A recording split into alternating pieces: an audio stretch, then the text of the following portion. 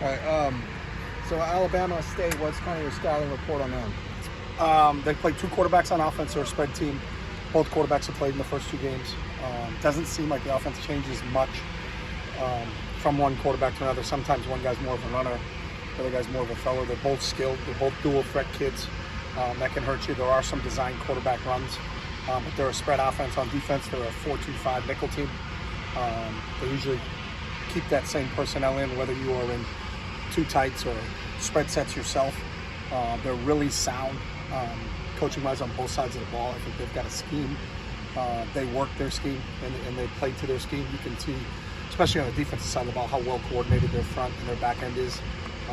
And they do a good job. They're a spread punt team.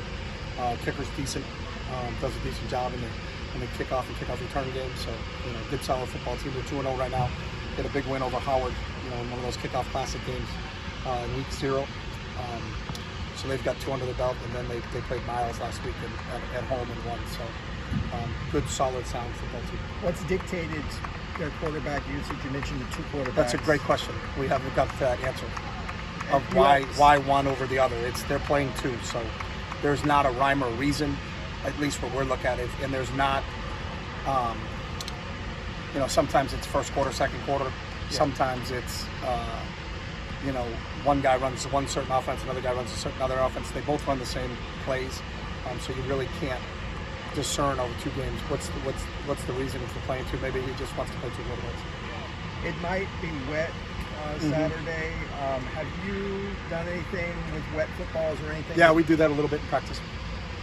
So that's about as close as we can get to here in Southern California, simulating the weather from that standpoint. But we always do that if we think we're going to get many. We do some wet ball drills with the punt returners and the long snappers and the centers and the quarterbacks in their exchange. So. How do you do that? Do you just bring just a wet water bottle?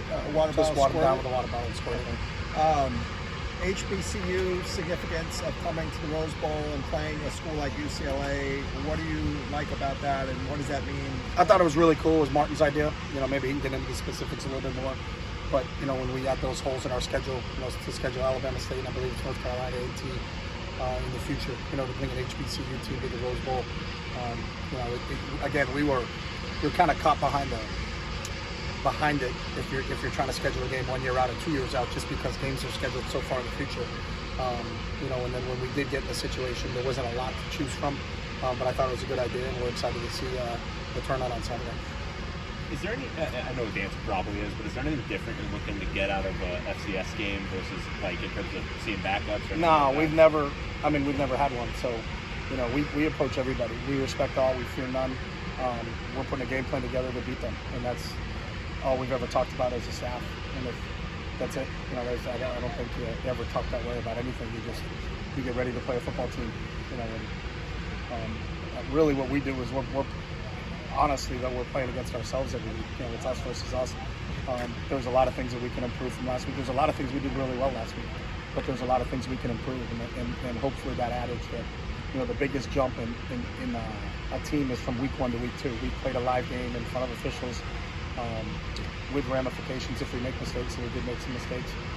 So how do we improve upon that as we move forward? So, we're going to keep the main thing, and the main thing for us is improvement. What do you think out of Siale Tabaki's performance as backup? It was just so good to get Siale back in. He's been through so much from a rehab standpoint. Football is really, really important to him. Being successful is in everything. He's a great student, but for him to have those 2 setbacks that he's had physically, and then to be able to finally get on the football field, it was just cool to see, because we've seen all the hard work behind the scenes. That maybe some other people haven't seen, but for Siale to get back out there, I thought he competed and played really well for us, and as we continue to grow him as a player. But for his first game experience, I was really, really happy with him. How does your coaching staff treat walk-ons, and how does that contribute to their play development? We think the world of them. And every year we've been here, some of our best players have been walk-ons. Started with Josh Kelly, Chris Pavico in the first year, then Josh Kelly, Ethan Fernea. When you look at the group we have right now with Shea Pitts and Josiah Norwood, and a couple of those guys, I think 6 of them went on scholarship early in the week. They know if they come here and they work very hard that they're going to get rewarded.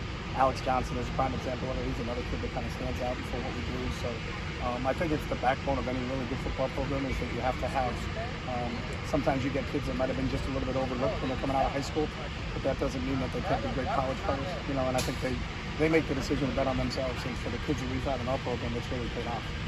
From what you saw in the opener, are there any particular areas of emphasis that you guys want to attack in this second game? All. There's nothing you can leave on. There's nothing you can say, hey, we did this in the opener, we're good.